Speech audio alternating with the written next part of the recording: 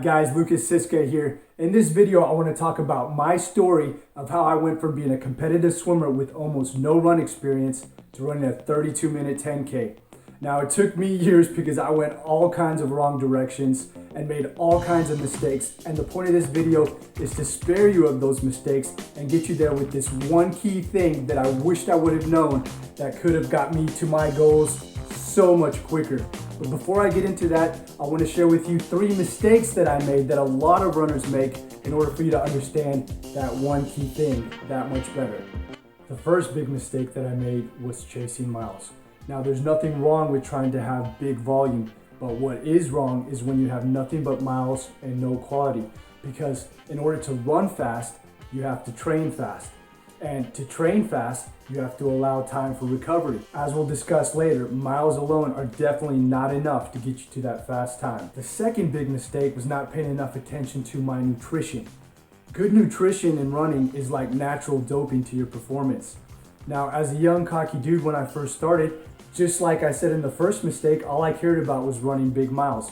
If you combine that with bad nutrition, that's a huge recipe for disaster. What are those good nutrition tactics? In short, you need to pay close attention to your carbohydrate intake and your protein intake. And finally, if the first 2 weren't bad enough, my third mistake was not factoring in strategically recovery. Now that might sound like something simple, but if you have bad nutrition and all you're doing is chasing miles and you're not strategically factoring recovery, you'll end up injured and sick really quick. And actually, that was the only time I did recover, is when I had an injury or I was forced to be sick. So guys, enough about these mistakes.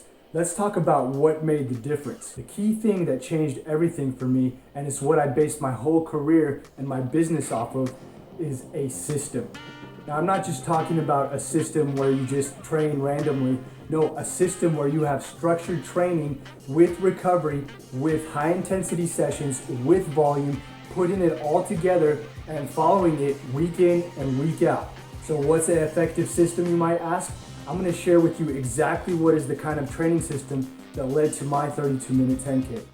The training system that I use now has taken me years to develop, and it comes from training with some of the best in the world. When you train with Olympians, you end up picking up a few things, and over the years I've come up with something that is not only beneficial to me, but also beneficial to all the athletes that I coach. There's never been an athlete that I have coached in the last 6 years that hasn't used this system that didn't reach personal best in their own individual sports. Let's break it down, and I'm going to simplify this system in a running week that leads to a 10K personal best.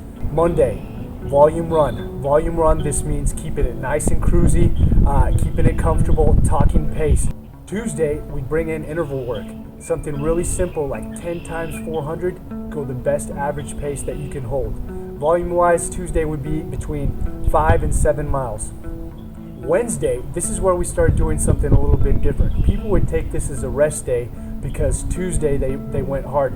No, on Wednesday, we're gonna switch into zone 3 tempo type work. Now, if you're training for a 10K, that Wednesday needs to be something like 4 to 6 miles at your 10K pace. So what I would have my guys do, and what I did, was I do a mile warm up and then go straight into some goal paces that were just about 10 to 15 seconds slower than my actual 10K pace. This would be my Wednesday. Thursday, instead of running again, we'd go hard again, but not on the run. We bring in the bike, and this is where my triathlon experience comes into play.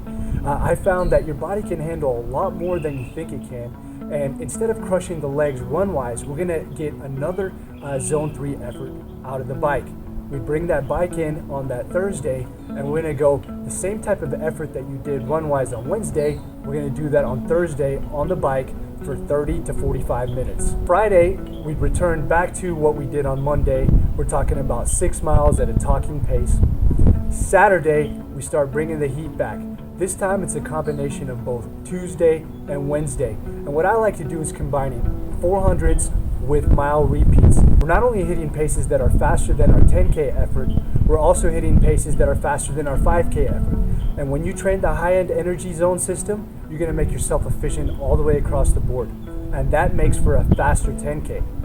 Sunday, we're gonna not rest yet.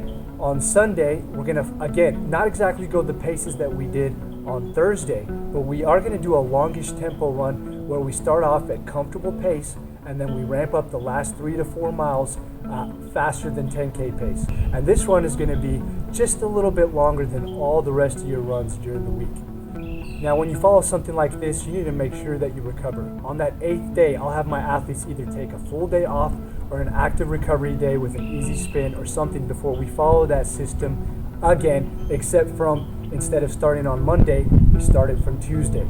8 times out of 10, once you're really rolling with this system and being sensitive to your recovery needs, your body will really adapt to how we're training. You'll find that week in and week out, you'll be able to roll with this system. You'll be able to even add more miles. Now your recovery day is not 6 miles, it's 10 miles. And that's what we talked about in the very beginning. We do want to have more volume, but we want to have miles that we can also absorb and that we can handle. Before we get those big miles in though, it's first more important to focus on the quality. Because if we don't train fast, we can't run fast. But as we progress and get fitter, those miles become more important, and the bigger base we have, the higher the peak can be. So we've just got to get there, but we've got to take it step by step.